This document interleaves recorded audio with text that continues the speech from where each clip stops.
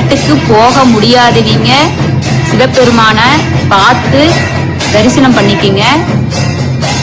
இது பர்வதமலை மூலவர் நம்ம சிவபெருமானு. ஆபத்தான மலைப்பயணத்தை கடந்து 4560 அடி உயரத்துல நம்ம சிவபெருமானு காட்சி கொடுக்கிறாரு.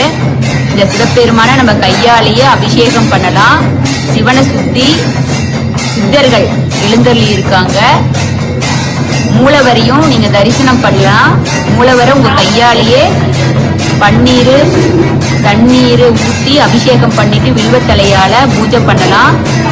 புண்ணியம் பண்ண ஆத்மா மட்டும்தான் இது பார்க்க முடியும்.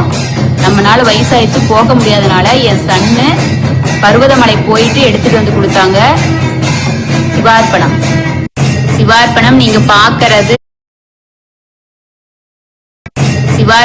பாக்கிறது காண கிடைக்காத